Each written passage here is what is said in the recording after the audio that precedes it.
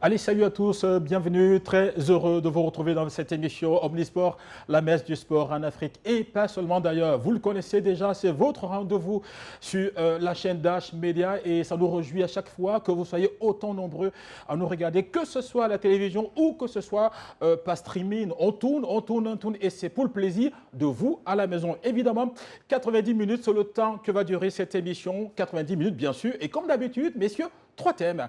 Premier, on va parler du meeting cast de Maroua 2022. On espère avoir justement en ligne Ibrahim Sokwe depuis Maroua qui pourrait revenir sur cette compétition qui aura lieu dimanche. Le 20 mai, on espère qu'on pourra établir la connexion avec lui. On va parler également de la compétition Wushu interscolaire. C'est une grosse compétition organisée par les Kung-Fuyeurs ou les Kung-Fumans selon du Cameroun à l'endroit des élèves. On va revenir sur cette grosse actualité-là. Et puis, évidemment, la série sur le gâteau, on va parler du Doukouane. Le Doukouane et le passage en garde des tout petits, des poussins. Voilà donc, mesdames et messieurs, l'ossature de cette émission, ce qui va constituer la substantielle moelle, justement, de cette émission en 90 minutes. Et je ne suis pas seul sur ce plateau, évidemment. Je suis avec les invités ou, si vous voulez, les panélistes. Pour l'instant, ils sont 4 sur ce plateau. Je vais commencer par honneur aux femmes d'abord. Elle s'appelle Katia Ebumbu. Elle est athlète, elle est combattante, elle est lutteuse. Elle fait également dans le Doukouane. Elle est sur ce plateau pour la première fois et c'est son anniversaire aujourd'hui, soit dit en passant. Bon anniversaire Katia et bienvenue dans cette émission. Merci beaucoup, merci. Je suis très contente d'être avec vous. Merci beaucoup, c'est gentil. Comment tu vas? Je vais très bien et vous? J'espère qu'à la sortie, tu ne vas pas bagarrer avec quelqu'un. Non, non, pas du tout, pas du tout. Pas du tout. Justement, à côté de Katia, lui, alors c'est le fondateur du Doukouane, un style, un art martial typiquement africain, camerounais, à la source, évidemment, de tout ce qu'on connaît comme arts martiaux. Il a fait un savant mélange de tout ça. Il a donné ce qu'on appelle le Doukouane. Il est sur ce plateau, on le connaît déjà et c'est toujours avec beaucoup de plaisir qu'on le reçoit. Lui, c'est Maître Zoé Doumbé Priso. Bon après-midi, Maître Zoé. Merci, merci, bon après-midi à toi, Kousti. Bon après-midi à tous mes copanélistes qui sont ici présents. C'est un réel plaisir. Ouf, enfin, je me sens à l'aise là. Je croyais que j'allais me faire coloniser par le football qui est le sport au Cameroun. Ah oui. Aujourd'hui, je suis très heureux de me retrouver dans ma famille. Marseille, il faut dire que le Doukouane, qui est sorti premier sur 120 styles aux États-Unis d'Amérique, lors de ce casting organisé par l'Académie des arts martiaux de Floride, chapeauté par Maître Suzuki, qui est ceinture rouge, qui est ceinture noire d'Izendan, et qui a validé ce Doukouane. Le Doukouane, au Cameroun, est affilié à la FECACOUDA. Vous comprenez pourquoi? Oh là là, justement, intense voilà. et énorme. Donc, merci beaucoup et grand bonsoir ou une bonne après-midi à tous les téléspectateurs qui sont scotchés en ce moment, qui ont bien voulu décommander leur programme et décommander leur rendez-vous pour donner des couleurs de l'arc-en-ciel à cette émission grandiose. Voilà, justement. Du Doukouane au Kung Fu, il n'y a qu'un pas, il n'y a qu'une ligne à franchir. Ils sont également sur ce plateau, justement. Je vais présenter Maître Joseph Chagoué. Bon après-midi, Joseph. Bon après-midi. Bienvenue dans cette émission. Comment est-ce que vous vous sentez? Non, je me sens à l'aise, je me sens à l'aise. C'est un plaisir pour moi vraiment de découvrir les plateaux, un si beau plateau de Dash TV, Ouais. Dash Media. Ça change un peu de Jackie Chan, Bruce Lee? Non, ça ne change pas parce que on doit être toujours un guerrier. On doit être toujours un guerrier. À côté de vous, justement, il y a Ghislain, Maître Ghislain également, Chokomakwa. Chokomakwa. Maître Ghislain Chokomakwa, justement, le SG. Bon après-midi, maître. Bon après-midi à tout le monde. C'est un réel plaisir pour moi d'être avec vous cet après-midi. Nous allons parler du Kung Fu Wushu. Du Kung Fu Wushu. C'est vrai qu'en ligne également, on aurait le plaisir, si la météo nous le permet, d'avoir justement Ibrahim Sokwe depuis Maroua. Avec lui, on va évidemment, on devrait aborder le meeting cast de Maroua 2022. Et donc, il n'est pas encore en ligne. Et donc, on va enchaîner directement avec le Kung Fu, justement, le Kung Fu Wushu, parce qu'en réalité, Maître Zoé, lui, bon, il est déjà habitué des plateaux. C'est vrai qu'il y a un événement derrière. Pour le Do Kwon, on va revenir. Mais vous également, au sein du Kung Fu, vous avez eu une grande semaine et qui continue d'ailleurs. Alors, je vais commencer par Ghislain. Ben, si on veut, Ghislain, voilà, vous nous expliquez tout ça. Exactement. Dans le cadre de la promotion du Kung Fu Wushu au Cameroun, nous avons organisé un groupe de 9 maîtres. Nous avons organisé pour la première fois dans l'histoire du Cameroun la compétition Wushu Inter-établissement, première édition 2022. Nous avons commencé les préparatifs dès le mois de mars. Nous avons organisé des stages de préparation. 8 établissements scolaires étaient en compétition. Nous avons organisé les éliminatoires et dimanche passé, c'était l'apothéose avec les demi-finales et les finales. D'accord, parce qu'on a vu, vous étiez avec des tout petits. On espère qu'on va nous permettre également, du côté de la réalisation, d'avoir quelques images de vous avec les enfants qui ont fait les démonstrations, on a vu, de Wushu, etc. et tout ça. Alors, Joseph, dites-nous, pourquoi est-ce que vous avez enclenché cette démarche-là, amener les enfants, démarche interscolaire?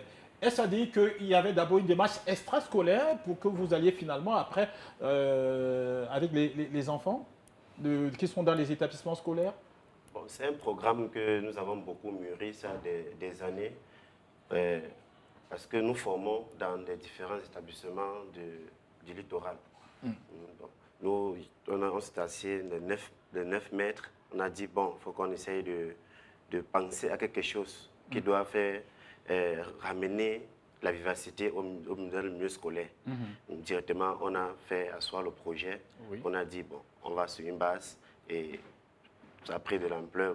Moi-même qui suis le président, je ne savais pas que ça devrait être jusqu'à ce niveau. Oui, parce qu'on voit les enfants à la télé, justement. Il y a un qui fait les démonstrations. C'est une démonstration de quoi? Qu'est-ce qu'on voit à la télé? Oui, c'est une démonstration de Taolo, qui est le Chantuan Chilu, qui est un Tao traditionnel chinois. Oui, oui. Est-ce que les enfants, ça fait combien de temps vous êtes avec ces enfants, vous fonctionnez avec eux? Bon, moi, avec ces enfants, nous fonctionnons depuis, parce que moi, je commence à former en 2005. Oui, en 2005. Oui. Pour arriver à ce niveau de performance-là, il faut combien de temps? Pour arriver à ce niveau des enfants, il faut 3 ans. Oui, oui. Oui, Ghislain, est-ce que c'est ardu, c'est difficile, c'est compliqué pour faire le Kung Fu? Tout est compliqué dans la vie, mais rien n'est impossible. En fait, c'est un travail de longue haleine. Il faut être discipliné, il faut avoir la volonté. Et quand il y a la volonté, tout peut marcher. Donc, on les prend tout petits, tout jeunes, comme vous le constatez. Mais à force de travailler avec eux 1-2 fois par semaine, ils prennent le goût. Et comme ils ont de l'énergie et de l'enthousiasme, le reste va tout seul. En fait, les programmes que nous avons initiés, parce qu'à un moment donné, on s'est rendu compte que beaucoup de personnes qui pratiquaient les arts martiaux étaient d'un certain âge.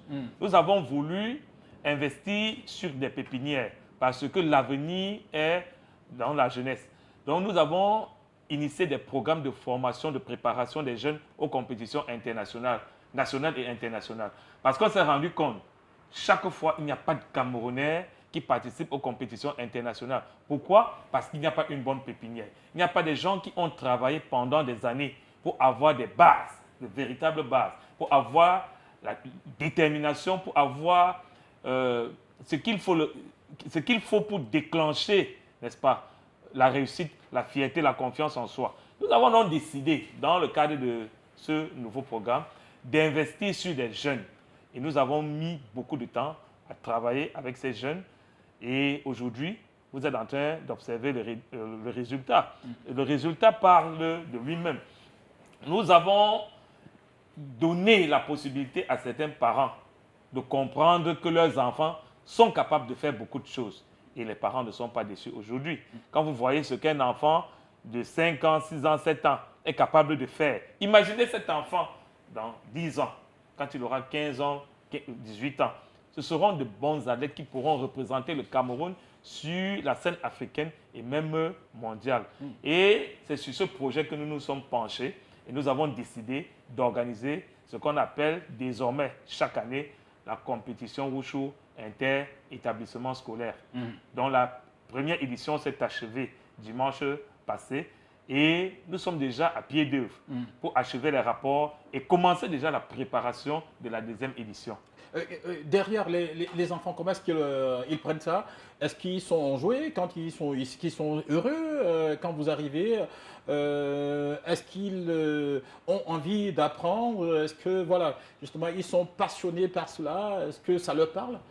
Oui, déjà ici, le Kung Fu a une particularité où ça amène des enfants à ramener dans la société. Parce que le Kung Fu, déjà, un enfant qui est nonchalant à la maison, un enfant qui est très turbulent, un enfant qui, comme on dit souvent, langage courant au quartier, il manque de respect aux personnes. Oui, déjà, le Kung Fu redresse ces enfants-là. Et déjà, quand un enfant vient, il prend goût. Il est toujours, à chaque fois, je veux au sport, je veux au Kung Fu, je veux au Kung Fu. Et qui est-ce qu'on convainc en premier? C'est l'enfant ou c'est le parent? Parce que derrière chaque enfant, il y a un parent. Qui est-ce qu'on convainc en premier? C'est l'enfant. Quand l'enfant vient chez vous, est-ce que l'enfant veut bien rester? Et si le parent est réfractaire, comment est-ce que vous faites? On ramène le parent, on explique les bienfaits du Kung Fu aux parents. On cherche à mettre dans la tête du parent que le Kung Fu est très bien pour son enfant. Et si le parent veut que l'enfant adhère et que l'enfant est réfractaire, c'est quoi la démarche? Bon, c'est une démarche très simple pour nous, parce que déjà au Cameroun, on a dit on est en train de vulgariser le Kung Fu. Donc ici, même, c'est pas question de... On ne doit pas dire qu'on demande quelque chose de fort aux parents. Non, c'est au niveau de tous les parents, de tout le monde, que tu sois riche, que tu sois pauvre, tu pratiques le Kung Fu. D'accord. Alors, il y a quelqu'un également qui est ici sur ce plateau, il a également pratiqué le Kung Fu avant de créer le Do Kwon, c'est Maître Zoé. Maître Zoé, quand vous voyez justement la fédération de Kung Fu qui initie ce genre de programme, ça vous parle? Parce que je pense qu'à votre époque, parce que je sais que vous avez commencé par le Kung Fu, à la base, c'était pas comme ça, il n'y avait pas ce type d'initiative-là. Ben, il faut dire que c'est une initiative louable, sauf que à la base, toute chose, n'est-ce pas, nécessite qu'il y ait une base solide, une fondation solide. Si vous voulez mettre sur pied un immeuble comme celui de Dash, il faut que la fondation soit solide en elle-même. Donc, c'est l'occasion pour moi de rappeler ici aux parents que les arts martiaux ont vu le jour 5000 ans avant la naissance de Jésus-Christ. 5000 ans, je ne sais pas où étaient les parents déjà, s'ils savaient qu'ils allaient venir dans ce monde. Donc, et il faut dire que les arts martiaux ont été propulsés ou ont été proposés ou ont été générés par des philosophes, des mathématiciens et des docteurs en médecine. Quand vous voyez cette trame sociétale-là, vous pensez directement que les arts martiaux, ce n'est pas fait pour la délinquance, ce n'est pas fait pour les voyous. Il faut également rappeler ici que les arts martiaux, c'est bien de les démarrer dès l'enfance, comme nous voyons des enfants là. Pourquoi? Parce que de 0 à 7 ans, sachez que tout enfant, toute personne a la capacité cérébrale d'enregistrer 9 langues. Tout le monde. On est comme ça. Maintenant, vous voyez, on est avec un QI, un quotient intellectuel très élevé, qu'il faut simplement développer. Vous voyez, il n'y a pas Kousti qui est plus intelligent que Zoé. Non, c'est les données qu'on met dans ton cerveau. Alors, les enfants à cet âge-là, ils vont profiter de quoi? Eux, ils vont s'amuser. Pour eux, ils pensent qu'ils sont en train de s'amuser, ils captent les techniques et ils les captent très, très bien. Vous voyez, au point où, comme le maître le disait, le secrétaire général le disait, au point où, avant d'arriver à un certain âge, à l'âge majeur, parce que le développement humain est reparti sur plusieurs étapes, de 0 à 7 ans, on est enfant. 7 ans plus tard, de 7 à 14 ans, on est adolescent. 7 ans plus tard, de 14 à 21 ans, on est adulte. Vous voyez, ce qui veut dire que le développement d'un être humain se fait sur le septennat. D'accord.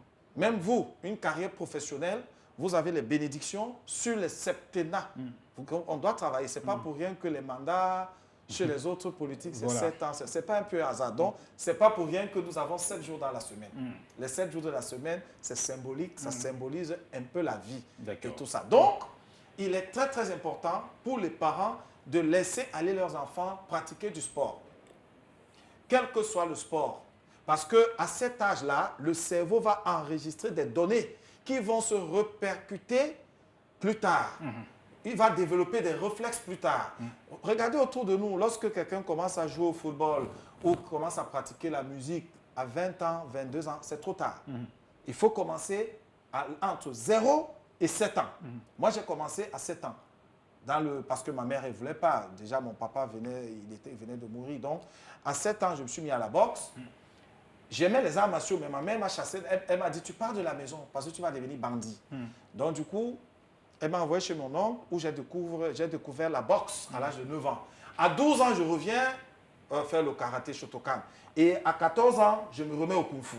Donc, du coup, je chemine tout cela, je combine tout cela. Comme j'avais de bonnes notes à l'école, du coup, maman a compris que c'est pas... Mais ce qu'elle n'avait pas compris, c'est que c'est l'association de ces sports, la participation active à ces sports avait développé le QI en moi. Ce qui fait que j'étais calme à la maison, mais au bout d'un certain temps, lorsque à 17 ans, je passe ceinture noire, le frérot le disait tout à l'heure, beaucoup me découvrent aujourd'hui, mais j'ai eu la grâce d'exploser très tôt. Voilà. D'accord. Donc, ça fait que le sport participe beaucoup à l'éducation de l'enfant. Vous voyez, aujourd'hui, je peux m'exprimer devant vous, je peux m'exprimer devant 1000, 2000, 3000, 4000, 5000 personnes. Je ne le faisais pas avant. C'est les arts martiaux qui m'ont développé, qui ont développé cette faculté d'éloquence en moi. Et je dis, c'est très important. Bruce Lee, qui était le champion de tous, avait une licence en philosophie. Pourtant, il était le meilleur, il était le champion des champions. Donc, pour les parents qui ne savaient pas, moi, par exemple, lorsque je donne cours à mes élèves, je leur dis, lorsque vous vous réveillez le matin, dressez votre lit. Faites la propreté. Si papa vous dit, n'allez pas à côté chez le voisin, vous n'y allez pas. Si maman vous dit, éteignez la télé, allez dans votre chambre, vous y allez, vous obéissez à la loupe. Ça, c'est ce que nous enseignons aux enfants. Nous disons aux enfants, dans le Doukwan, il ne faut pas voler, il ne faut pas mentir, il ne faut pas prendre la chose d'autrui, que ce soit à l'école ou à la maison. Ça, c'est l'enseignement qui est prodigué à la base. Ça permet que, comme je vous le disais, entre 0 et 7 ans, les enfants naissent avec un certain esprit de sainteté. Mais à partir de 7, 8, 9 ans, 10 ans, ils commencent à le perdre parce que dans leur environnement, il y a des menteurs. Dans leur environnement, il y a des personnes qui sont dotées de pas mal d'entités négatives. Donc, quand vous envoyez des enfants dans des cours, comme là, nous sommes chez Petit Pays, là, Orange à Beaumonon, nous sommes là pour préparer l'événement qui est... On aura le temps de revenir. On aura le temps de revenir là-dessus. Mais il faut dire ici, Kousti, et puis excusez-moi de vous prendre la parole, ces enfants-là, moi, je n'ai jamais enseigné les enfants. C'est ma toute première fois là, quand je sors de mes voyages là d'Abidjan, que je prends les enfants en charge parce que j'ai compris qu'il y avait quelque chose. Moi, j'ai toujours enseigné, même quand je vais diriger mon premier stage, j'avais 22 ans, j'avais dirigé mon stage à Malabo, j'ai enseigné que des ceintures noires, premier dan, deuxième dan, j'ai enseigné pas les enfants. Donc, quel plaisir, quel bonheur, quel amour, à tenir ces enfants, la pépinière. D'accord. À côté, justement, il y a une jeune athlète, elle également, c'est une championne, c'est Katia Eboumbou. Bon après-midi, Katia. Bon après-midi. Ah, tu peux parler un tout peu à haute voix Oui, sans souci. Bon après-midi à toi aussi. Comment tu vas? Je vais très bien et vous? Je vais super bien, merci. Alors, Katia, toi, la lutte, tu as commencé à quel âge? Bon, j'ai commencé la lutte toute petite. Oui, comme le disait Maître Zoé. Oui, j'ai commencé la lutte toute petite. Et j'ai été inspirée par mon oncle Martin Djanga, qui est un champion de lutte traditionnelle Ngondo. Oui. Et suite à cet événement-là, au collège Alfred Saker, j'ai découvert aussi Maître Zoé par ses démonstrations et par lui, j'ai aussi appris le Doukwan. Donc avec ces deux, je m'adapte et je chemine avec. Mais il faut dire que derrière également, tu es une championne de lutte. Oui, derrière, je suis une championne de lutte. Je fais la lutte libre, Ouais. la lutte gréco-romaine aussi. Je pratique à l'université de Douala. D'accord. Et donc, tu as démarré depuis fort longtemps, depuis que tu es petite. Il n'y a pas eu de pause, tu as continué et là maintenant tu es, on peut dire quoi, tu es déjà ceinture noire si on veut se référer au Do Kwon ou au Kung Fu? Bon, si on se refait au Do Kwon, Oui. je suis en première classe et je suis en train d'aller en deuxième classe. Hmm. Maintenant, si on se refait dans la lutte, parce que dans la lutte, je vais dire qu'il y a eu intermittence. Ouais. Donc, je suis là, j'arrête, je suis là, j'arrête, pour des raisons. Donc, à la lutte, je suis basiquement... Dans la lutte, je suis là moyennement et tout, mais bon. Depuis que tu fais la lutte, est-ce que est-ce qu'il y a quelque chose qui s'est passé derrière? Est-ce que la lutte a apporté une valeur ajoutée qui a fait en sorte que tu sois différent des autres? Self-control, self-défense, éthique, morale, etc. Bon, la lutte m'a permis de me contrôler. En fait, la lutte m'aide dans mon quotidien, en fait. Parce que quand j'ai commencé la lutte, j'ai vu qu'il y a eu un changement avant et maintenant. Avant, tu étais beaucoup plus violente. J'étais plus violente, j'étais agressive, je prenais tout au premier degré et tout.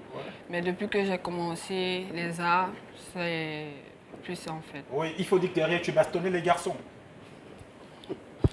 Oui, pour la petite histoire. Oui, on va dire ça comme ça. Et donc, depuis que tu luttes, tu ne tapes plus sur les garçons, c'est ça? Non, je suis plus calme, plus posée. Surtout que c'est la philosophie en Do Kwon. Donc, du Il coup, n'y a pas de violence, pas de violence en Do Kwon. je voulais dire justement, avis aux garçons qui voudraient s'aventurer auprès de Katia, vous êtes prévenus, messieurs, en tout cas. Alors, justement, on va revenir dans le Kung Fu. Je dis, on sait qu'il y a beaucoup de strata dans les sports de combat. Au Kung Fu, d'abord, il y a le côté physique de l'homme. Le physique, c'est-à-dire c'est dans combien d'étapes? Comment est-ce qu'on fait pour constituer justement la force d'un gamin qui peut-être de l'étape 0 à devenir comme peut-être Bruce Lee, comme tout à l'heure l'a évoqué Maître Zoé? Est-ce que c'est à 1 an, 2 ans, 3 ans, 10 ans qu'on devient aussi fort que Bruce Lee, par exemple? Ou bien, vous, par exemple, vous avez commencé le Kung Fu à quel âge? En fait, je n'ai pas commencé par le Kung Fu. Ah. J'ai commencé par le karaté judo. C'est par la suite, quand j'arrive à l'université de Caen, dans les années 98, par là, que je m'engage dans le tai chi chuan. Et c'est longtemps plus tard que Maître Chamgui me convainc à pratiquer du Kung Fu. Ouais. Donc probablement dans les années 2010. Ouais. Donc avant, j'étais plus spécialisé dans le tai chi. Et je suis revenu au Kung Fu. Donc ça fait 22 ans que vous pratiquez le... 24 ans pratiquement. 24 ans. Vu que je suis dans la logique du tai chi Kung Fu. Ouais. Et au départ, mes condisciples de fac se moquaient de moi. Je pratiquais le tai chi chuan. Mais par la suite, ils se sont rendus compte que j'étais sérieux, je me suis engagé. Et aujourd'hui, ils sont fiers de m'appeler maître. Donc, je vais vous dire, en fait, vous avez posé une question au départ. Il n'y a pas un âge pour commencer véritablement les arts martiaux. Il n'y a pas un nombre d'années pour devenir fort. Tout le monde est appelé à être fort, que vous pratiquez le sport ou pas. Bon, maintenant, les arts martiaux vous apportent ce qu'on peut appeler une plus-value. Parce que en pratiquant du sport, vous développez rapidement la structure physique de votre corps, vous développez les poumons, vous renforcez les viscères. Et quand vous commencez donc à faire des mouvements, à donner des coups de poing, des coups de pied, à faire des démonstrations, ça renforce davantage l'interne et l'externe.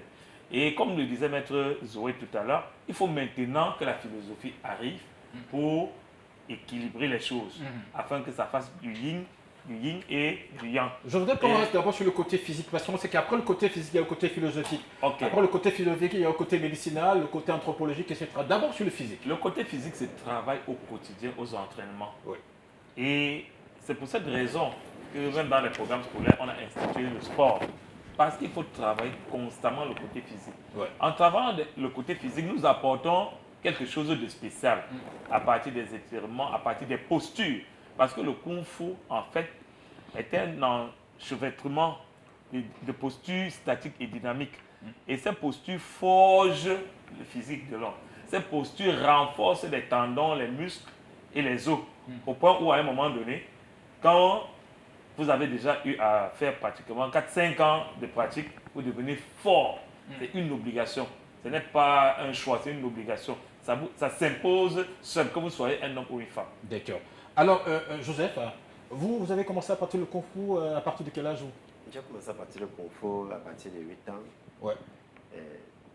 Jusqu'à aujourd'hui, je pratique du Kung Fu. Je n'ai pas fait autre art martial. J'ai juste fait du Kung Fu jusqu'à aujourd'hui. Je me suis beaucoup entraîné dans le Kung Fu. Ouais. Et je me suis beaucoup entraîné dans le Kung Fu.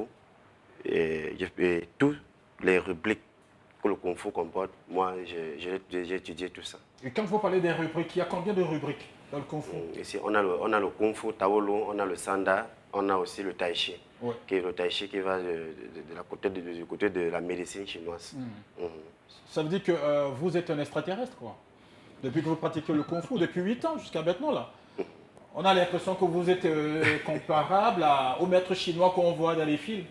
Et à l'époque, le Kung Fu au Cameroun n'était pas encore développé. Ouais. Comme nous sommes en train de forcer à vraiment développer le Kung Fu. Comme le grand frère, pas Maître Zoé. Parce que à l'époque, nous étions ses enfants, Oui. très petits. Nous, on faisait des compétitions régionales et tout. Mais j'avais toujours ma première place, toujours à la compétition régionale à l'époque. Parce que j'ai brillé beaucoup. Oui, justement. J'ai beaucoup brillé dans le Kung Fu. Moi, on m'appelait le petit serpent, donc celui-là qui, quand il s'écartait des jambes, c'était pas... Je pouvais lever les jambes jusqu'à... Je me pliais, je me tords. Oui, des contorsions. Oui, Très souple. Voilà. Très souple, oui. et tout, oui, à l'époque. Donc j'étais directement un très grand modèle. Et quand vous parlez de modèle, je veux dire également au niveau de l'éthique, de la moralité, est-ce que vous étiez différent des autres? Est-ce que vous n'attaquiez pas? Est-ce que vous insultiez? Est-ce que vous manquiez de respect aux autres? Ou bien est-ce que vous étiez un garçon assez calme, réservé, voilà, qui prônait par l'exemple? Avant 8 ans, moi j'étais très turbulent. J'étais très violent.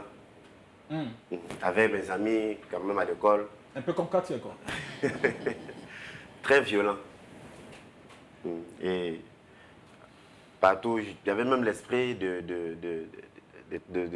combattre avec du matériel. Mais comme à la maison, tout le monde, du grand frère jusqu'à moi. Attends, quand vous dites combattre avec le matériel, c'était quoi exactement? C'est quoi ça? La délinquance, que bon, quand il y a une bagarre, on ramasse la latte, on ramasse, on court, on se passe. Ah ouais, donc oui, vous faisiez partie de ceux qui combattaient avec le matériel? Oui, parfois. Les lattes? Parfois, quand à l'école, ça n'allait pas, on sortait à la cour de récréation ou bien à la fin de l'heure. Vous aviez ce qu'on appelle le retour? Non, il n'y a pas de retour. C'était de toi-même. C'était de toi-même. Ah, pas de d'accord. retour. Ouais. Je n'ai même pas connu ce qu'on appelle retour. Et donc c'est le Kung Fu justement qui vous amène, qui vous sort de Qui m'a cette tellement délinquance-là? recadré parce que moi j'habitais un quartier très très difficile. Lequel des quartiers difficiles? Combat à Bonabéry. Bonabéry. Oui. Ah, À d'accord. l'époque, c'était pas facile. On va saluer donc tous ceux qui habitent, comme toi, évidemment, qui habitent à Combat. C'est une Non, émission. je restais à combat, moi ici, du côté de l'Orbesso. Ah oui, mais c'est pareil de toutes les façons. Vous venez, car cela ne tient, vous venez de Combat. On salue tous ceux qui sont à Combat. Vous pouvez également participer à cette émission. Pourquoi pas partager votre expérience de pratiquant d'arts martiaux? Qu'est-ce que les arts martiaux vous ont apporté dans votre vie? Bon, justement, après, vous êtes devenu donc fort. À quel moment vous avez senti que vous étiez fort, très fort? Déjà, le Kung Fu m'a recadré. Déjà, quand j'étais petit, parce qu'à la maison, nous sommes tous rien que des garçons. L'aîné jusqu'à moi, le dernier, tout le monde pratiquait des arts martiaux. Donc l'aîné, lui, faisait le full contact. Le deuxième, pareil. Le troisième, du Kung Fu. Donc, le quatrième, lui, il fait au ballon. Et le cinquième, lui fait la théophilie. Et moi, je viens de clôture toujours avec le Kung Fu, comme le troisième. Oui, donc c'est une famille de sportifs. Maintenant, maintenant que vous avez développé le côté physique, hein, là je pose la question, on va rester d'abord chez vous, le Kung Fu. On a développé le côté physique, il est clair qu'on est devenu fort, on est devenu, je ne sais pas trop, je ne vais pas dire super maquillard, mais bon, on n'est pas loin de là. Après le côté physique, il y a un autre aspect qui intervient dans le développement de l'athlète chez vous? Je vais vous dire quelque chose qui va vous surprendre. Hein. Un pratiquant du Kung Fu n'est jamais fort. Il vous dira qu'il n'a jamais été fort. Parce que à chaque fois, Maître Zoé peut le témoigner, à chaque fois que vous pratiquez le Kung Fu, vous avez toujours l'impression d'apprendre. on apprend tous les jours. On a toujours l'impression, après chaque entraînement, qu'on a eu quelque chose de plus. Et ce plus vous amène à comprendre la première loi du Kung Fu, qui est l'humilité. Débarrasse-toi de la fausse dignité et garde ta tasse toujours vide. Au Kung Fu, on apprend tous les jours. Même Maître Zoré vous le dira, qu'il apprend tous les jours jusqu'à aujourd'hui. Vous ne pouvez pas faire 48 heures sans découvrir quelque chose de nouveau dans le Kung Fu. C'est ça la particularité du Kung Fu par rapport à d'autres arts martiaux. Alors, donc, dire que quelqu'un est fort parce qu'il pratique le Kung Fu, on vous dira jamais. On n'est jamais fort quand on pratique le Kung Fu, on apprend tous les jours. Et au fur et à mesure que l'âge avance, la particularité du Kung Fu, c'est que vous développez, vous sortez du schéma physique au schéma énergétique. Et à partir de ce moment, pendant que la force s'affaiblit, l'énergie prend le dessus. Et vous luttez, si en cas de besoin, si vous devez lutter, c'est avec l'énergie que vous allez lutter et non plus avec la puissance physique. C'est ça la particularité du Kung Fu par rapport à d'autres arts martiaux. Donc, en vieillissant, vous devenez plus dangereux que lorsque vous étiez même jeune. Parce que vous avez déjà appris, vous avez compris la configuration du corps humain.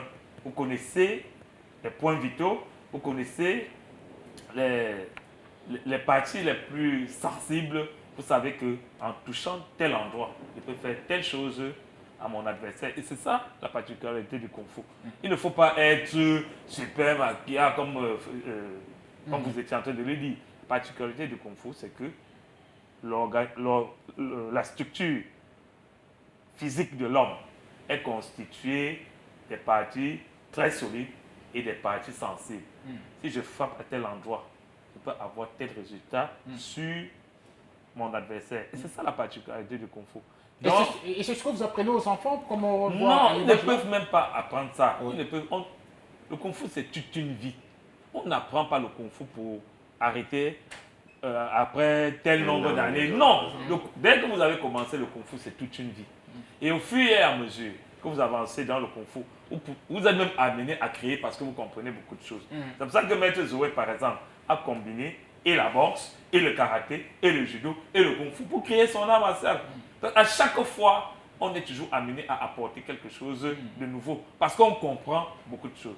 Bon, maintenant, quand vous avez parlé de force physique, à quel moment intervient la force morale? Tout s'enseigne au même moment. Parce que à la fin d'un entraînement, on doit réciter les lois morales du Kung Fu.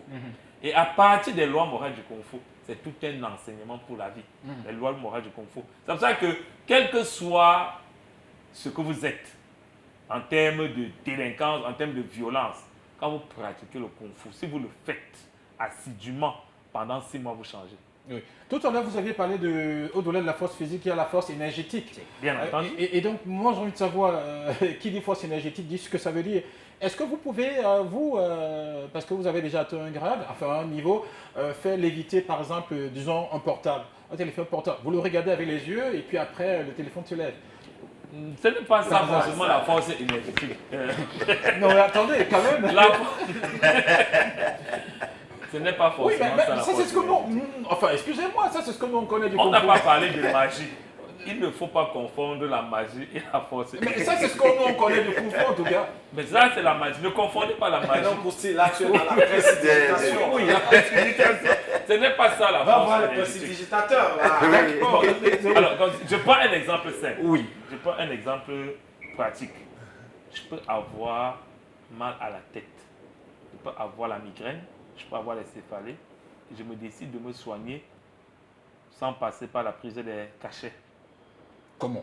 C'est-à-dire, je me mets en posture de méditation et je me concentre. Après quelques temps, ça disparaît. Là, vous vous concentrez comment? C'est toute une école. Je libère, vous allez- il libère Je l'esprit. libère mon Il esprit. libère J'enlève toutes les surcharges. Oui. Et je reconstitue mes tissus et ça marche. D'accord, d'accord. Là, on reste sur le côté physique des arts martiaux. Maintenant, on va switcher du Kung Fu au Dokwan. On reste toujours, messieurs, je voudrais qu'on reste sur le côté physique pour l'instant, parce qu'on va évoluer au fur et à mesure pour permettre aux uns aux autres de comprendre. Alors, Maître Zoé, maintenant, à quel moment un adepte de Dokwan sait que là, attendez, là, je suis fort. Là, je suis plus fort que voilà, Bruce Lee. Est-ce qu'il y a un cap? Bon, maintenant, vous savez, chez nous, les pratiquants d'arts martiaux, nous avons ce qu'on appelle la définition étymologique des expressions que nous utilisons. Ouais. Maintenant, si vous parlez de la force, vous avez une définition que vous allouez. Oui, mais à ça, c'est cette- ce à que cet nous, on élément. connaît. Nous, Mais voilà. si vous connaissez et que vous avez une carence de connaissances, rapprochez-vous des experts et ils vous donneront la vraie connaissance. C'est la raison d'être de D'accord. Maître Zoé sur ce plateau. Très bien, donc je vais vous Allons-y. expliquer. Oui. Le Do-Kwan, les arts martiaux, je préfère parler de la famille martiale parce que karaté, judo, kung-fu, Do-Kwan, Nambudo, tout ça c'est la famille martiale, n'est-ce pas? C'est une expression pontificale. Très souvent on dira même karaté, qui veut dire kara, c'est vide, te, qui veut dire main. Art martial à main nue. Donc tout ce qui est art martial à main nue, c'est du karaté. Maintenant, ça c'est la famille martiale. Maintenant, dans cette expression, tu vas trouver des ramifications, tu vas trouver des spécificités, tu vas trouver des branches. Celui-ci dira, moi c'est Kung Fu Wushu, l'autre dira, moi c'est Nambudo, l'autre dira, moi c'est Shotokan, l'autre dira, moi c'est Do-Kwan, l'autre dira, moi c'est Taekwondo, parce que tout ça se pratique. C'est vrai que le Kung Fu après a des armes, aussi le karaté traditionnel. Bon, maintenant, on va rester sur la répondance de votre question. Ouais. Je vais vous dire une chose. Vous ne pouvez pas vous entraîner. Pendant que vous vous entraînez, moi, je mange, je bois, je dors. Tous les jours, vous vous réveillez à 5 h du matin pour aller faire 100 mètres de course. J'ai dit 100, pas 1 kilomètre. Tous les jours, vous faites 100 mètres, vous revenez. Moi, je dors. Le jour où on va nous dire, Kousti, Zoé, faites-nous les 100 mètres, tu vas me gagner. Tu sais pourquoi tu vas me gagner? Parce que tu t'es entraîné. Et parce que tu t'es entraîné, tu es plus fort que moi. Parce que notre corps ne réagira pas au même diapason. On n'a pas la même essence. On n'a pas la même aura. Parce que toi, ton corps s'est entraîné à faire les 100 mètres. Ton cerveau, n'est-ce pas, a pris le rythme pendant que moi, le mien s'endormait. Vous voyez un peu? Donc, dites-moi, qu'est-ce que les gens appellent force? Un pratiquant d'arts martiaux qui se lève, il va faire 3 heures d'entraînement. Il fait les pompes, il fait les abdominaux, il fait les techniques de combat, il fait les Tao, il fait les katas, il fait tout ça. Et l'autre qui n'a jamais rien fait, il est assis à la maison, il suce les cannes, il boit le foléré, il mange les hamburgers. Vous pensez que ces deux-là ont le même quotient force? Ce n'est pas possible.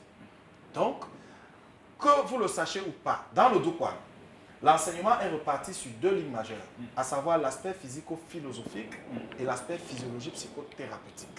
Dans l'aspect physico-philosophique, il y a le côté physique. Tu es obligé de passer par là parce que tu as besoin d'un renforcement des cellules et des tissus du corps.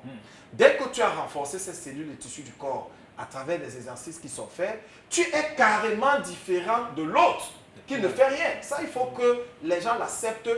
C'est comme ça. Ok? Maintenant, je vais vous dire une chose. Il faut que les gens fassent très attention. Les arts martiaux, ce n'est pas un sport comme tous les sports. Les arts martiaux englobent et le sport, et la philosophie, et la science, ce qui fait des arts martiaux une école. Ce n'est pas comme le football. Le football, il n'y a que l'aspect physique, point. C'est pour cela que vous verrez les footballeurs. Après leur carrière, vous ne les reconnaissez plus. On est d'accord? Par contre, le pratiquant d'arts martiaux, quand il a 40 ans, 50 ans, c'est là où ça commence. Tout ce qu'il a fait à 18 ans, 19 ans, là, c'est zéro. C'est à 40 ans que ton sport commence. Quand tu n'es pas ceinture noire, tu es adepte. Quand tu passes ceinture noire, tu passes professeur. Mais c'est là où ton karaté ou ton kung fu commence. C'est là maintenant qu'il faut que tu aies des éléments physiques, des éléments psychiques, des éléments psychosomatiques, que tu aies une certaine spiritualité, parce qu'on parlera de l'aspect méditatif tout à fait. Donc, dans l'aspect physico-philosophique, le secrétaire général, Maître, vous disait tout à l'heure qu'il fait appel à l'énergie. Et puis, vous avez simulé avec... ça, c'est de la précipitation. Cette énergie dont il parle, c'est cette énergie qui habite l'être humain et qui a une canalisation énergétique. Je dis tous les êtres humains, qu'on soit blanc, noir, albinos, rouge, jaune, machin, tout le monde a cette canalisation énergétique qui est répartie sur 7 lignes majeures.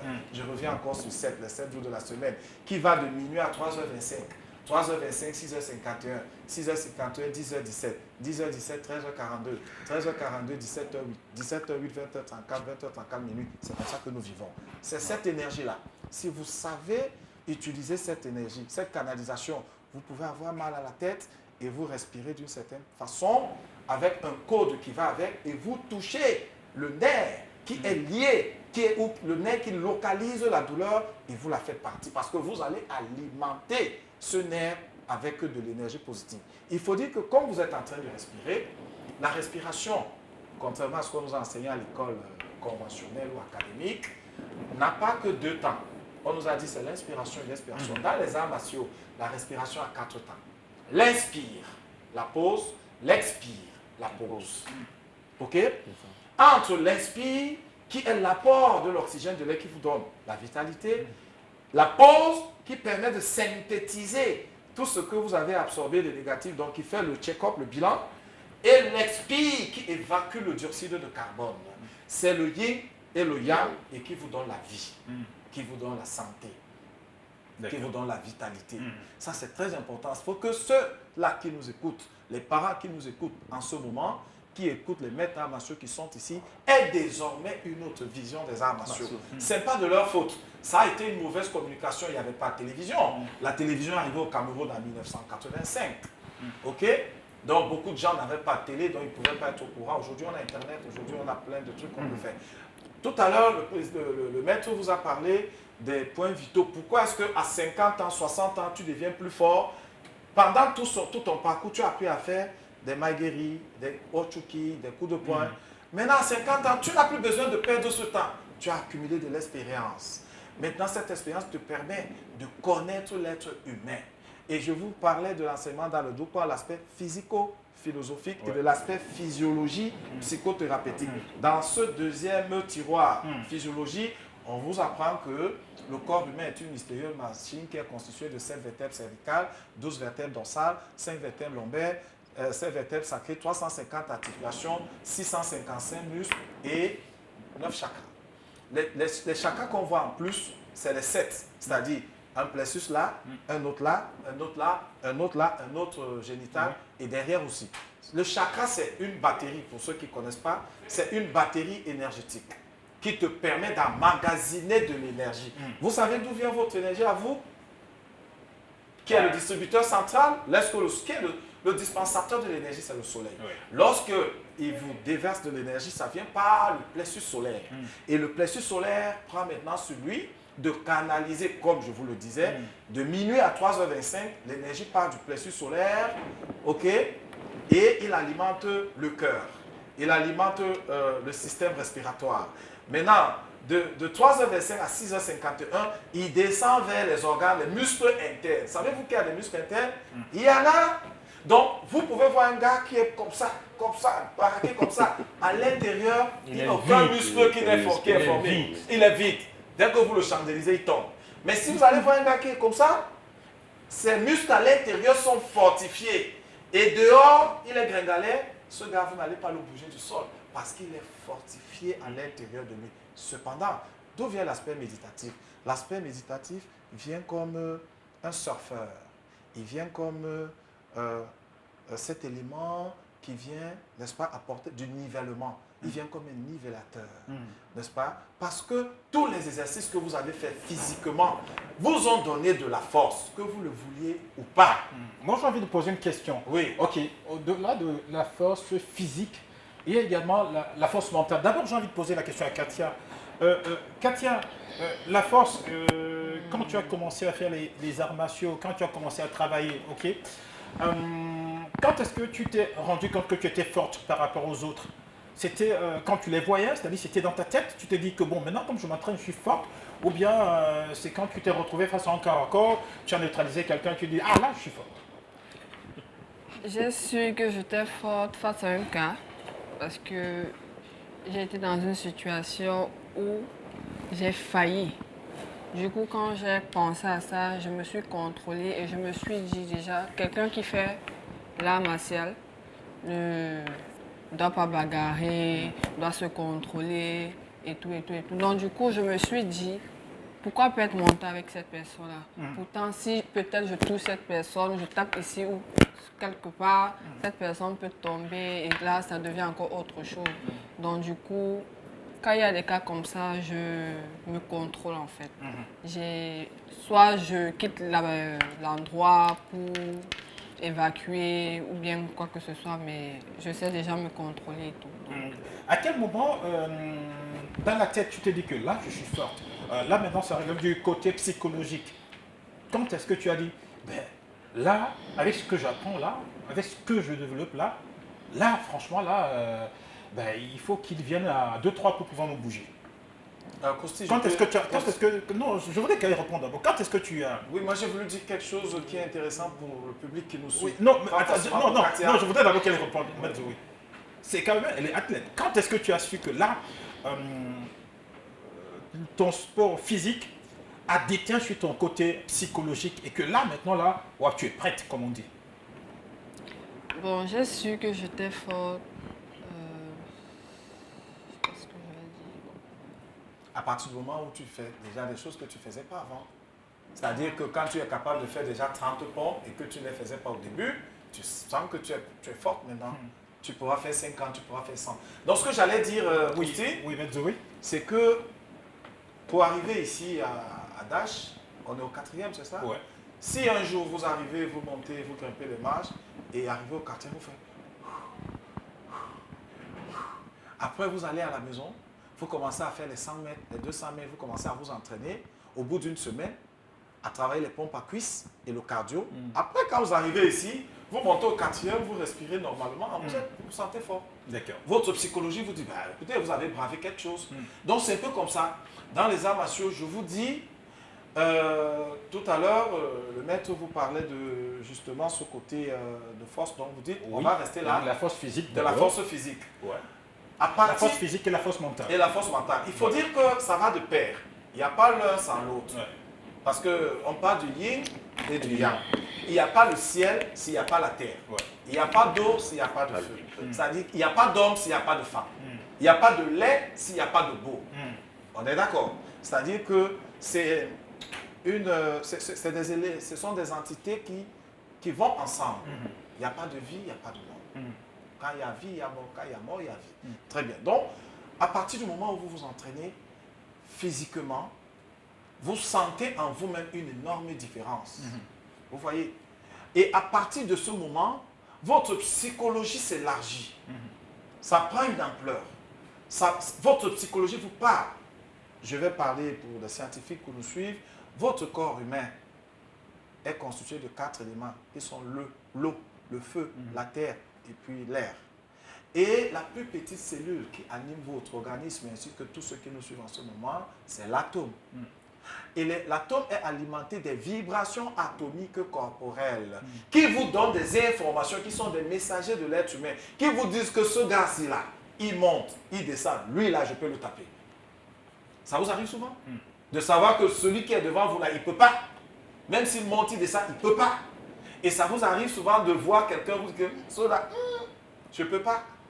Vous voyez un peu? C'est-à-dire que c'est des capacités psychosomatiques que vous avez en vous. Qui anime même l'horloge biologique. Donc, que vous développez grâce au... Oui. Et je vais vous dire une chose que beaucoup de gens ne savent pas, parce que quand les gens sont ignorants, ils peuvent se permettre de dire n'importe quoi. Ok, d'accord, la bouche, elle a 32 dents, donc 32 dents, si tu vois les ramifications de chaque dent, ça permet à l'un d'être de l'art, ça permet à l'autre d'être volubile, ça permet à l'un d'être marmailleur. Tout ça, c'est permis, ça fait partie du caractère humain. Donc, je dis, à partir du moment où vous vous entraînez normalement, vous résistez, vous avez même une capacité immunitaire qui fait que vous êtes différent des autres. Qu'est-ce qu'un maître? Par définition étymologique. Un maître est un être qui, dans ses vies passées, a accumulé des connaissances physiques, psychiques et mystiques qui font de lui un être radicalement différent des autres. C'est pour ça que vous êtes un maître. Il n'y a pas une école où tu deviens maître, où tu... Non. D'accord. Est-ce que, est-ce que toi, tu aspires à être maître? Oui. J'aspire à être maître. Tout pratiquant. Et tu... En fait, tout pratiquant. j'aspire à être maître et apprendre ce que j'ai appris à d'autres personnes aussi. Et tu penses que tu pourras être maître pendant combien de temps? Si on veut mettre un délai. Bon, si je me donne un délai, je peux être maître après 6 ans. Après, Si je me pour donne ces un hommes de délai. quoi, oui. Le kung-fu, le karaté Shotokan, vous avez la ceinture blanche, jaune, orange, vert, bleu, marron, noir. Ouais. Il faut 7 ans d'école Oui. pour être... Comme à l'école conventionnelle, Oui, tout il faut à fait, 7 ans 7 pour ans. avoir le bac. Ouais. Le karaté, il faut 7 ans normalement, circuit normal, c'est-à-dire 1h30 d'entraînement, 3 fois la semaine, 7 ans, vous êtes ceinture noire. En kung fu, c'est 4 ans. Parce que le kung fu, c'est plus concentré. Ouais. Les postures, on met l'accent sur la souplesse, on met l'accent sur la répétition, n'est-ce pas, au pluriel des entraînements. C'est-à-dire qu'en kung fu, si vous choisissez, le maître dit aujourd'hui, on va faire une posture, on va la faire. Si on va faire les coups de poing, on va le faire à répétition. C'est comme ça que ça se passe. Donc c'est 4 ans. C'est beaucoup plus machin. Mais moi, en karaté, je suis passé ceinture noire après 3 ans et demi. D'entraînement en kung fu, je suis passé ceinture noire à 2 ans et demi. Bon, parce qu'en même temps, je m'entraînais 6 fois par semaine, 6 jours sur 7. Maintenant, le quoi? Maintenant, dans le Doukpan, c'est 4 ans. C'est 4 dimensions. Tu as la première classe, la deuxième classe, la troisième classe et la quatrième classe. L'événement que nous allons vivre le 28 avec les tout petits, ils sont tous en première classe et ils vont passer en deuxième classe, y compris Katia, le 28. Ils seront en deuxième classe. D'accord. Maintenant, ils seront encore soumis à des exercices physiques, simplement pour leur donner assez de tonus, d'emmagasiner assez d'énergie. Quand ils arrivent en deuxième classe, ils vont reprendre le programme de la première classe et maintenant on va ajouter le programme même de la deuxième classe. On mettra l'accent sur les postures, sur les frappes, sur les blocages, ainsi de suite. En troisième classe, c'est-à-dire le gars, il tend déjà vers le professorat.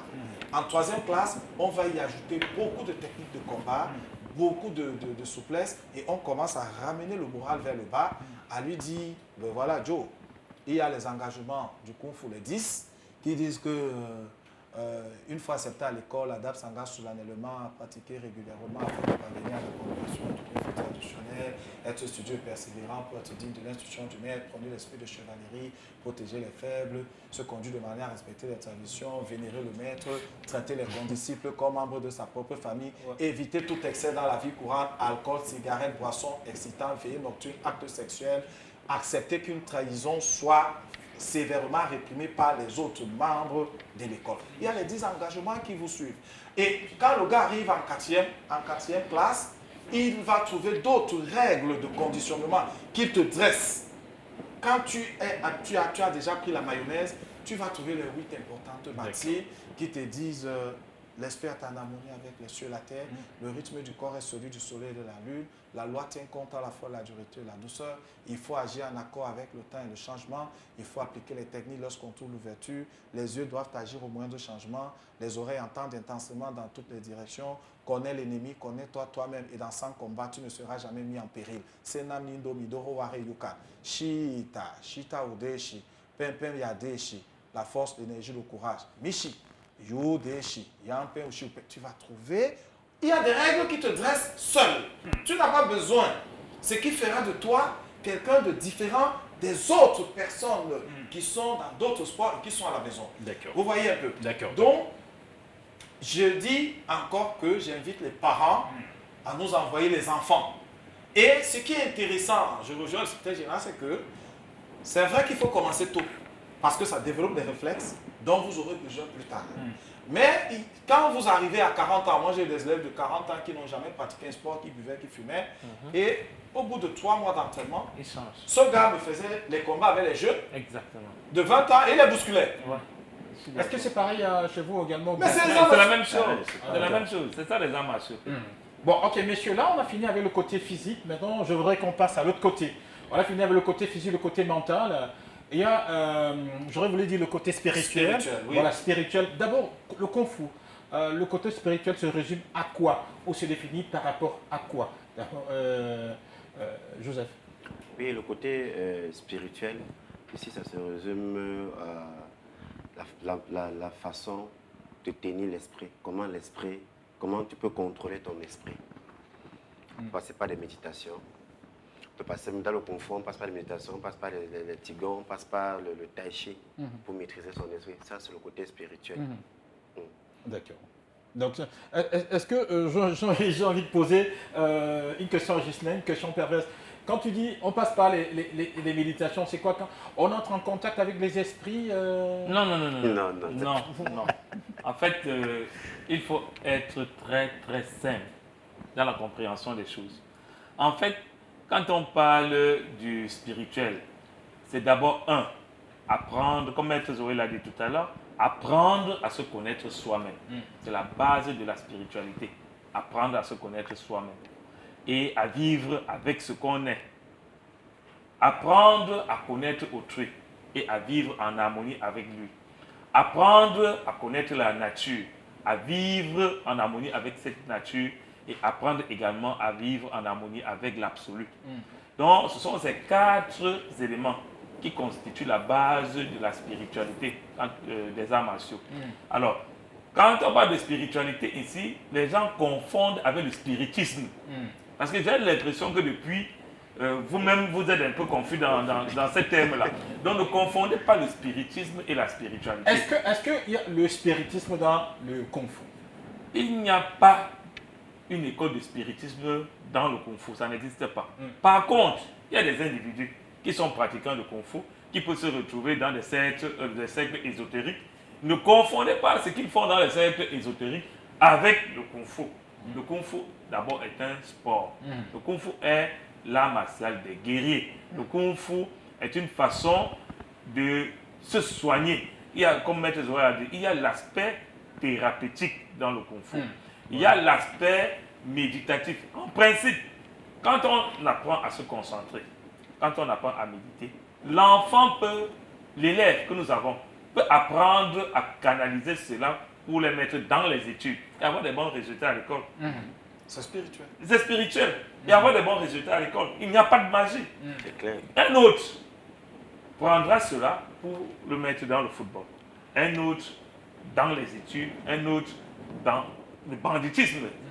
Il y a des délinquants partout. Un autre, parce que n'oubliez pas, contrairement à ce qu'on croit, ceux qui font du mal sont très très intelligents.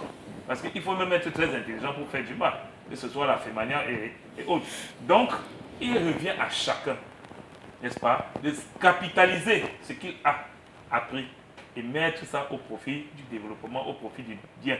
Maintenant, ne confondez pas un acte posé par un pratiquant de Kung Fu qui veut faire autre chose et ce que c'est que le Kung Fu.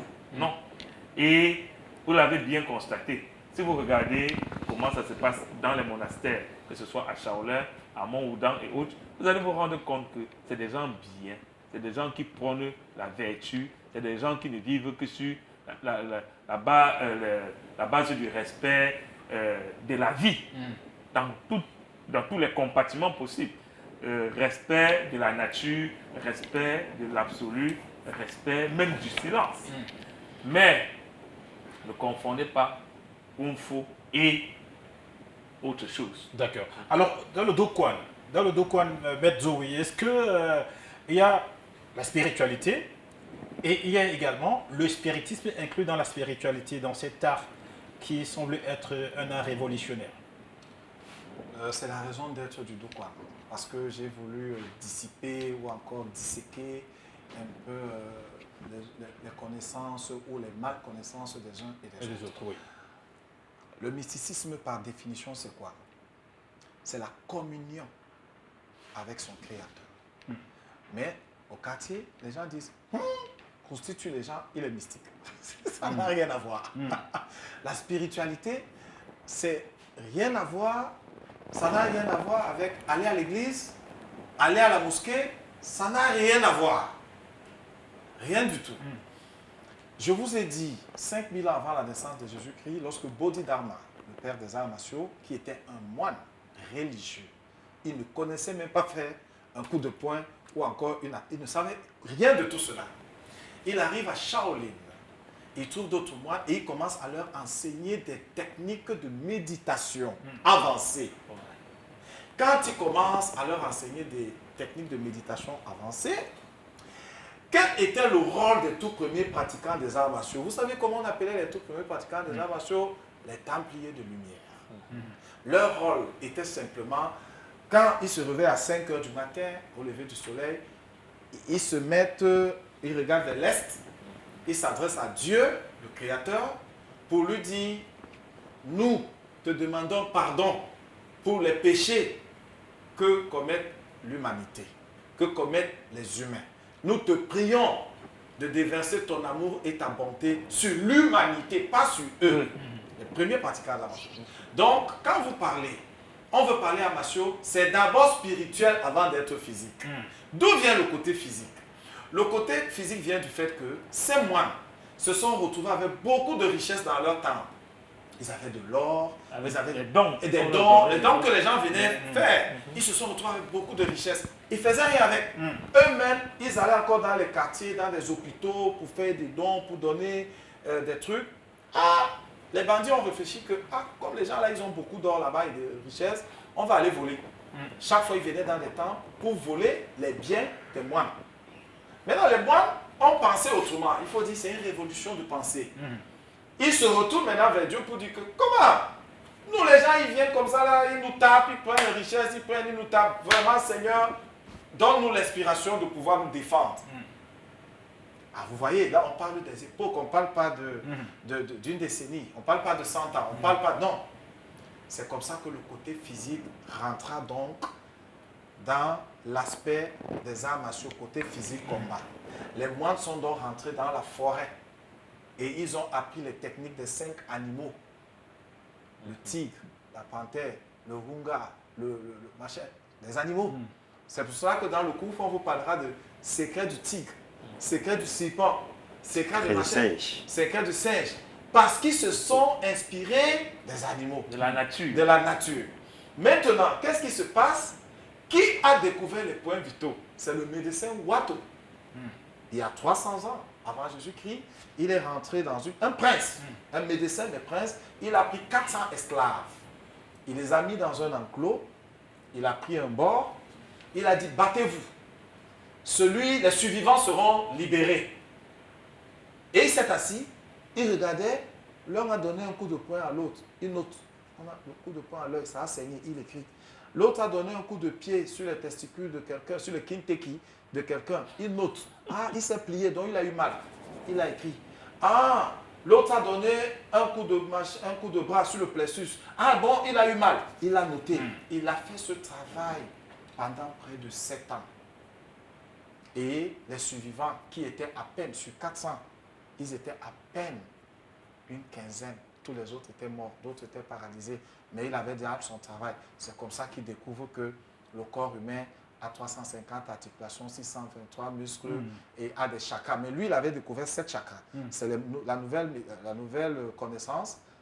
Ça a évolué. Les gens ont découvert 2 autres chakras après lui. Donc, lui, vous parlez des points vitaux. Mais Kousti, vous pensez que quand vous parlez de force et de bagarre, là, moi, j'ai besoin de bagarrer 1 minute? Non. Je n'ai pas besoin. D'abord, ma défaite, c'est que j'ai dit, j'ai 7 secondes pour finir avec ce gars. Passer les 7 secondes, c'est ma défaite. Mais parce qu'après, ce qui arrive là, non, c'est l'ambulance qui t'amène. Je vais te déchiqueter. D'accord. Je vais te rendre en pièces détachées. D'accord. Katia, qu'est-ce que...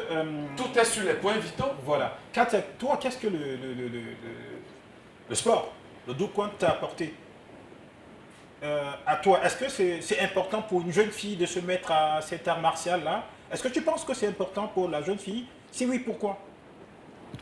Déjà, de nos jours, nous sommes dans un monde moderne. Donc, du coup, pour moi, je ne pense pas que... Un monde violent. Nous sommes dans un monde violent. Oui. Donc, du coup, je ne pense pas que le sport de combat est forcément fait pour les hommes. Même aussi les femmes peuvent faire les sports de combat. Tout à fait. Parce que de nos jours, nous vivons dans l'insécurité. Donc, du coup, ça nous permet de nous défendre, ça nous permet de nous protéger nous-mêmes. Donc, du coup, je crois que c'est aussi dans ça que les sports de combat nous servent. Et ça t'a apporté beaucoup. Et donc, tu peux dire aux jeunes filles d'adhérer à ces sports-là, de commencer à pratiquer qui le Kung Fu, qui le Doukwon?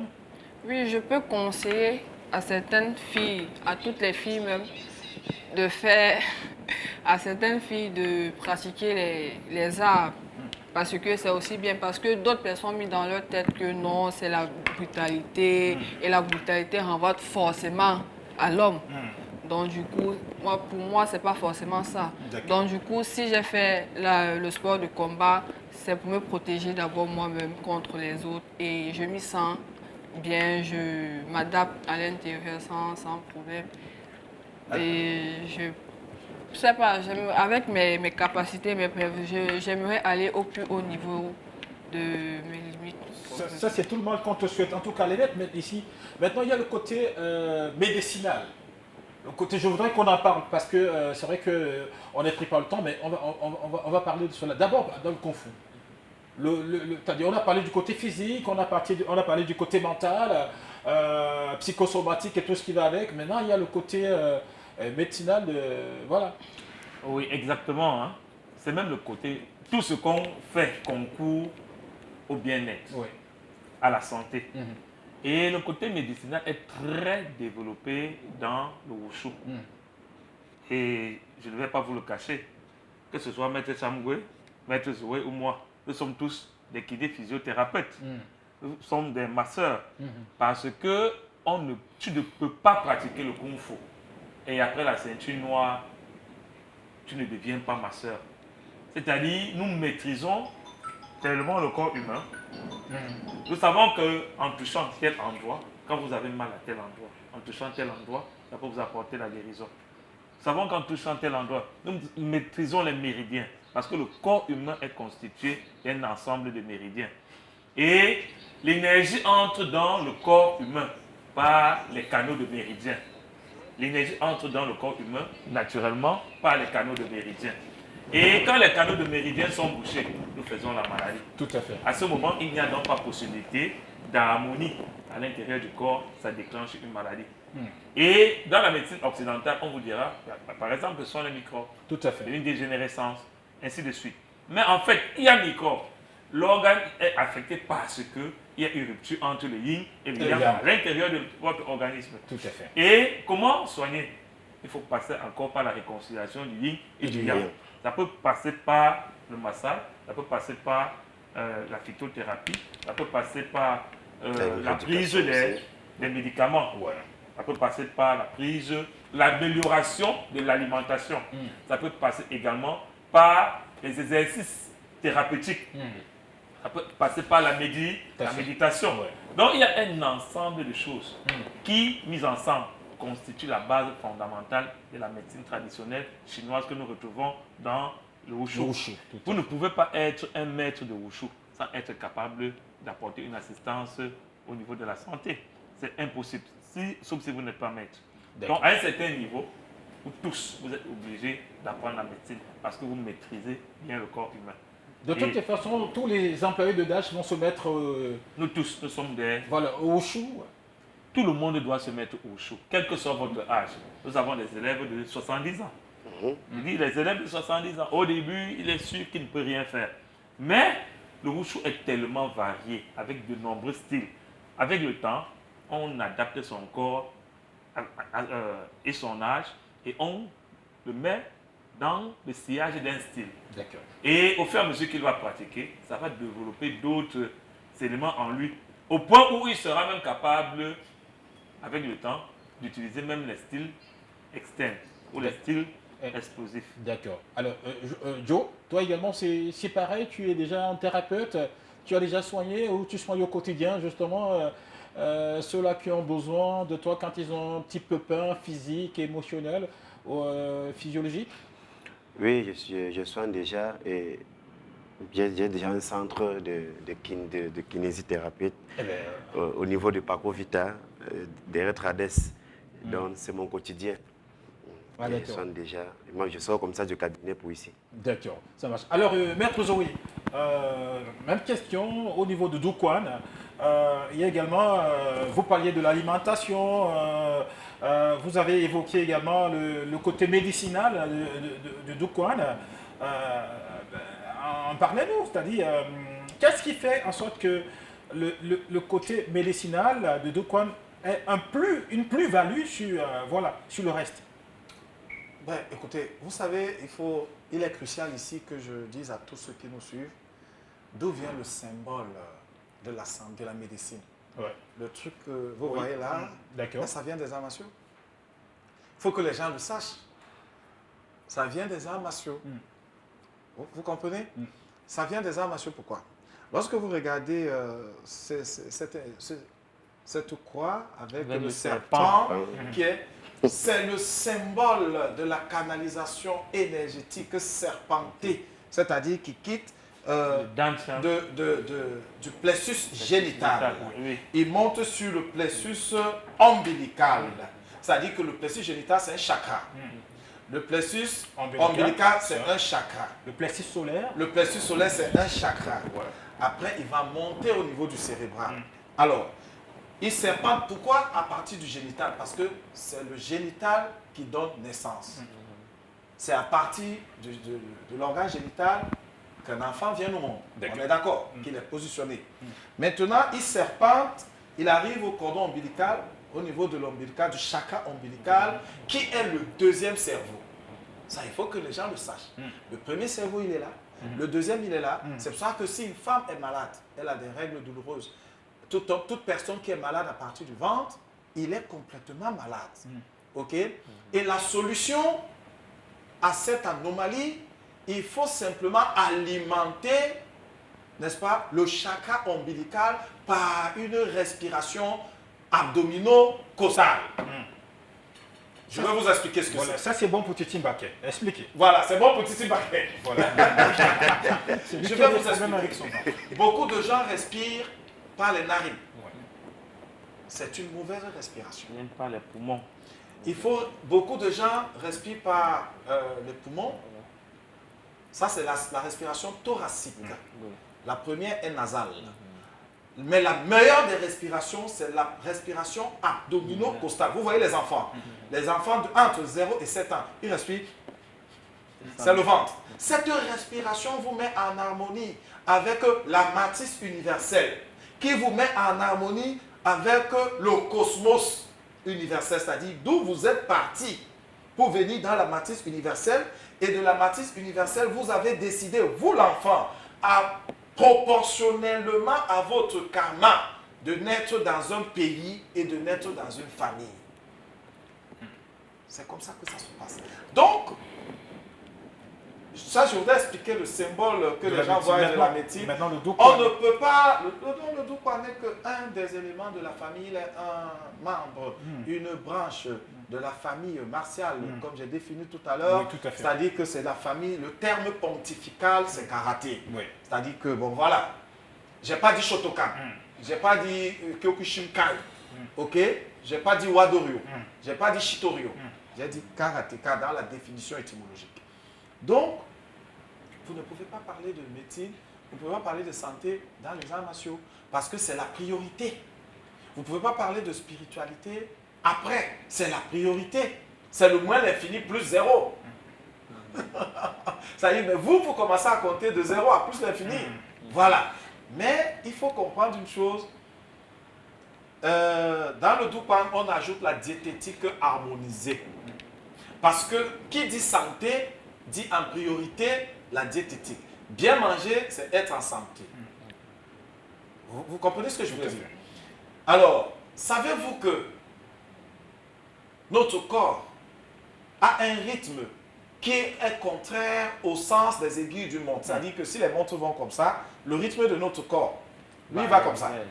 Et pour donc rester en harmonie, c'est cette harmonie qui vous donne la santé. Lorsque vous êtes en harmonie avec votre canalisation énergétique, vous gardez la santé et vous êtes plein de vie et d'énergie. Maintenant, nous devons comprendre une chose. Bien s'alimenter vous évite même les maladies. Exactement. Bien s'alimenter. Et comment s'alimenter? Puisque le rythme de notre corps est lié à la lune. Est-ce que vous le savez? Et la lune a 4 positions. La position pleine, la position croissante, la position décroissante et la position semi-pleine. À l'époque de nos parents, comment on savait pour dire, qu'est-ce qu'on disait pour dire qu'une femme était enceinte? On disait, elle ne voit pas la lune. Parce que nos ancêtres avaient ces connaissances-là.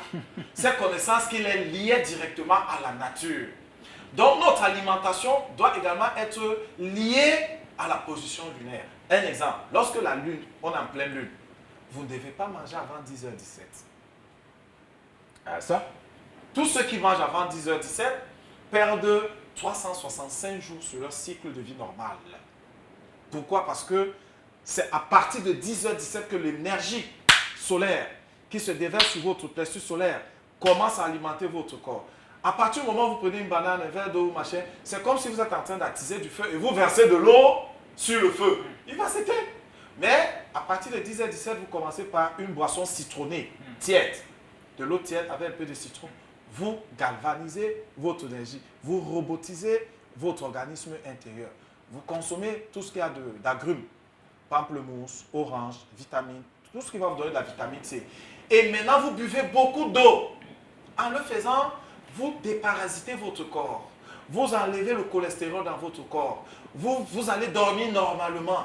Vous n'aurez pas de migraine, vous n'aurez pas machin. Donc, vous n'aurez pas à aller en pharmacie prendre un produit. La pharmacie, c'est bien parce que ça fait partie également de notre univers. Mais là, quand c'est trop chaud, c'est la raison pour laquelle vous voyez des maîtres asiatiques, ils vivent jusqu'à 100 ans, 90 ans, 102 ans, 100 ans. D'accord. On aura beaucoup de choses à dire. D'accord. Allez, messieurs, on va faire un dernier tour de table pour sortir de l'émission. Alors, je vais commencer par Ghislain. Alors, Ghislain, on sait que vous avez une activité derrière, c'est laquelle? Et puis après, quel est le dernier mot, le mot de fin, le mot que vous adressez à tous les téléspectateurs de l'émission Omnisport qui vous regardent? À partir de 2022, chaque année, nous allons organiser la compétition Wushu inter-établissement. Cette année, 8 établissements ont participé à ce tournoi et nous espérons que l'année prochaine, on va doubler ou tripler le nombre d'établissements et partant de là, vulgariser le Kung Fu Wushu d'abord dans notre département qui est le département du Voré, par la suite dans la région du littoral et peut-être dans tout le Cameroun. Nous demandons aux parents de nous faire confiance, de nous envoyer leurs enfants. Les enfants ont besoin d'avoir un esprit sain dans un corps sain. Et dans l'enseignement quotidien du Wushu, nous leur apportons cela. Nous avons besoin, n'est-ce pas, de former des enfants dont la société camerounaise a besoin pour impulser son développement. Car le développement commence en soi. Et quand on l'extériorise dans de bonnes conditions, on peut se développer.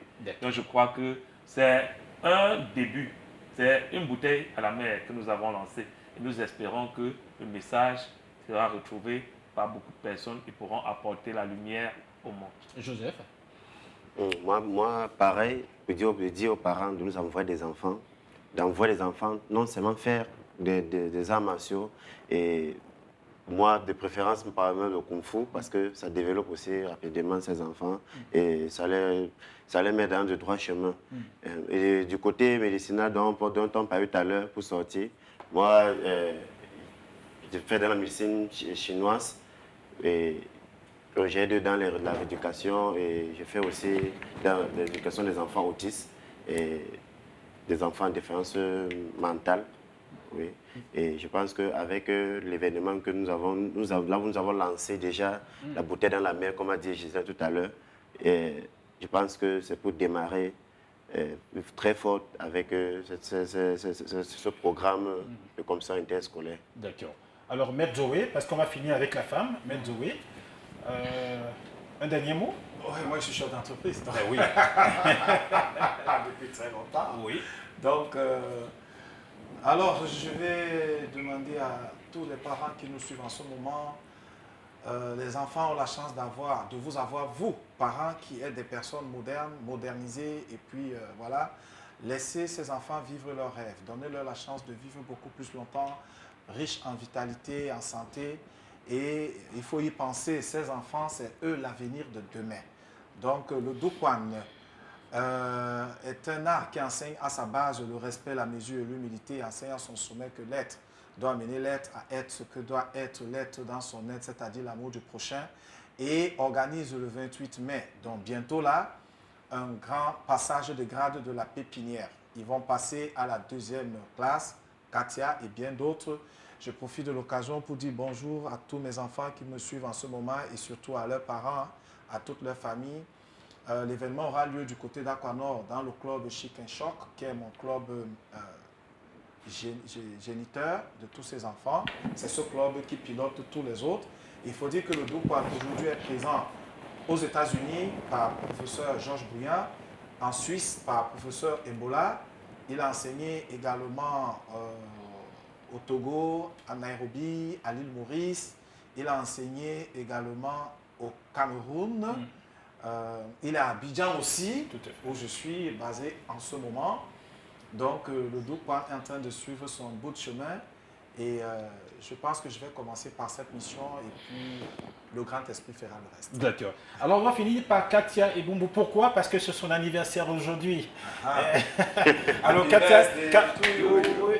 Happy birthday to you. Happy birthday to you, Katia. Happy birthday to you. Alors, Katia, quel est le message que tu t'adresses à tout le monde au sortir?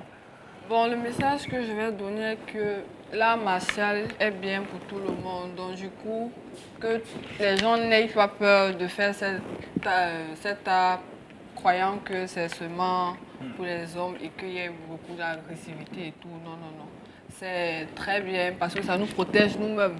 Donc, du coup, le conseil que je vais donner, c'est de se laisser aller, en fait. De suivre son cœur, en fait. Allez, nous également, nous allons nous laisser aller, nous allons suivre notre cœur. On va mettre la clé sur le paillasson de cette émission Omnisport, la messe du sport et pas seulement. Et Maître Zoé nous l'a fait remarquer, on parle beaucoup de foot. Cette fois-ci, on a voulu consacrer cette émission aussi aux arts martiaux, au Kung Fu Wushu. Merci d'être passé parmi nous. Voilà. Merci beaucoup Ghislain, merci beaucoup Joseph également, merci beaucoup Maître Zoé, merci Katia. Merci à vous, merci de tout, merci pour tout, portez-vous bien et surtout n'oubliez pas, nous sommes Dash Media, la voix de l'Afrique. Au revoir.